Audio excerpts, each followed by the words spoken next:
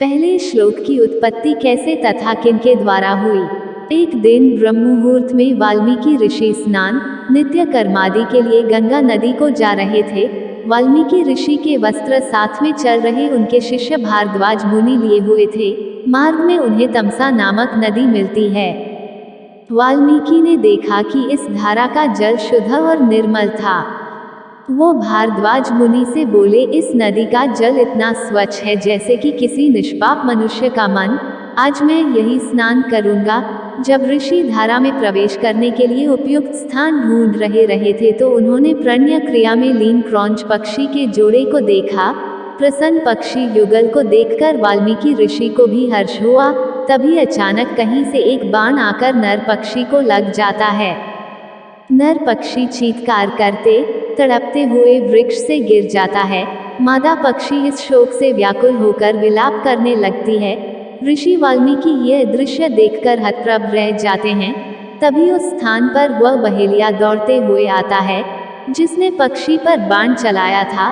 इस दुखद घटना से क्षुब्ध होकर वाल्मीकि ऋषि के मुख से अनायास ही बहेलिये के लिए एक श्राप निकल जाता है।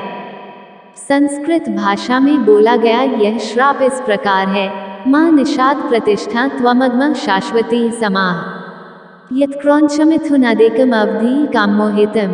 अर्थ, ही निषाद, तुमको अनंत काल तक प्रतिष्ठा शांति न मिले क्योंकि तुमने प्रेम प्रणय क्रिया में लीन असावधान क्रौंच पक्षी के जोड़े में से एक की हत्या कर दी। श्राप देने के बाद वाल्मीकि ऋषि विचार मग्न हो गए कि यह छंदबद्ध वाक्य उनके मुख से क्यों निकला। यह बात उन्होंने भारद्वाज मुनि को बताई।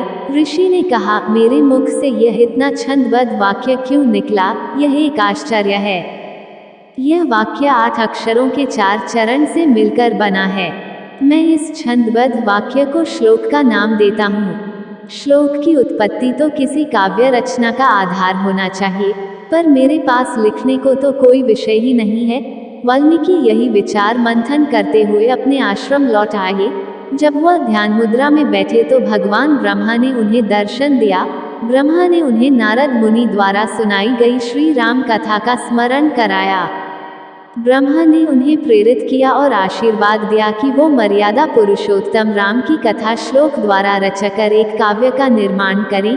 इस प्रकार वाल्मीकि ऋषि द्वारा संस्कृत के पहले श्लोक की उत्पत्ति हुई और रामायण महाकाव्य का निर्माण भी संभव हुआ।